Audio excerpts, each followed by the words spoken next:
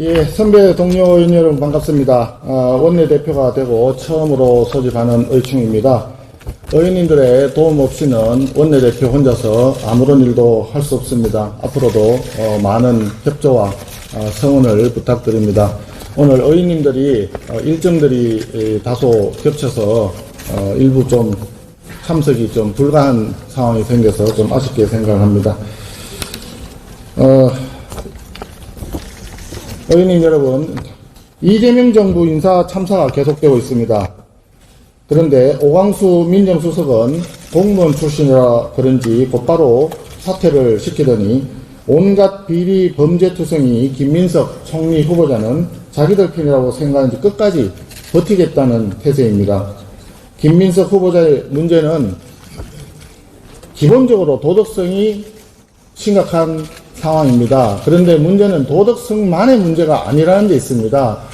이 더 큰 문제가 논란에 대응하는 김민석 후보자의 자세와 태도에 있다고 생각을 합니다. 대법원의 유죄 판결을 받은 자신의 과거 전과에 대해서 엄연히 사실인데도 불구하고 반성과 사과는커녕 정치검찰이니 표적수사니 검찰의 조작이니 운운하고 있습니다. 이런 행태를 도대체 누구한테 배웠는지 모르겠습니다. 예, 대통령 본인이 그런 전과가 있다 보니까 본인이 얘기했던 대로 정치검찰이다, 사법쿠데타다 이런 식으로 하면서 지지자들에게 호소하는 그런 행태를 답습하고 있는 것 아닌가 하는 국민적 의구심이 있습니다. 윗물이 맑아야 아랫물이 맑은 법 아니겠습니까?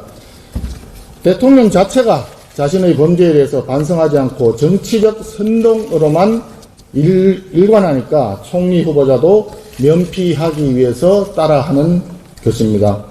김민석 후보자가 총리가 되면 그 다음 민선은 또 어떻게 되겠습니까? 대통령과 총리가 전부 도덕성 문제가 있고 범죄 전력이 있으니 그 밑에 있는 사람들도 마찬가지로 인사에 있어서 도덕성 검증은 보나마나 기대를 할 수 없을 것입니다. 그들도 대통령이나 총리와 마찬가지로 정치적 선동으로 무마하려 될 것이 명약바라합니다.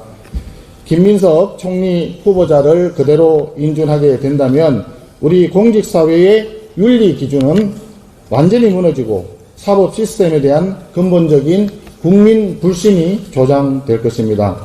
김민석 후보자의 대응 방식뿐만이 문제가 또 아닙니다. 더불어민주당의 대응 자세는 더 심각한 잘못이 있습니다. 어저께 더불어민주당 정책위 의장이 인사청문회법을 바꾸겠다고 얘기를 했습니다. 이재명 대통령에게 불리한 재판이 계속되니까 형사소송법을 바꾸겠다고 하더니 김민석 총리 후보자의 도덕성을 검증하고 국민적인 의구심이 커지니까 이제는 청문회법 자체를 바꾸려고 합니다. 이 정권의 문제 해결 방식은 한마디로 수틀리면 압도적 다수 우위를 기준으로 해서 법을 바꿔버리겠다 이런 거 아닌가 싶습니다. 입법 권력을 깡패처럼 휘두르는 습관을 고치지 못하는 상황입니다.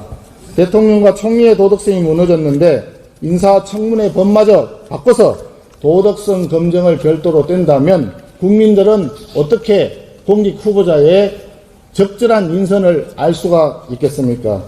이 정권에서는 도덕성이라고 하는 검증 자체가 아예 사라질 판입니다. 모든 고위공직자의 이재명화가 진행될까 두렵습니다.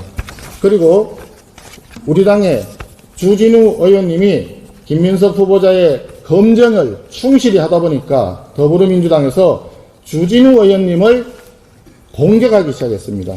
어이가 없습니다. 그럴 거면 주진우 의원을 총리로 지명하십시오.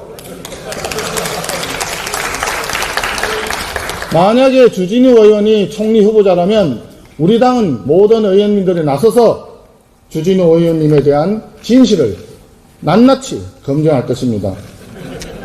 그런데 총리 후보자는 김민석 의원 아닙니까?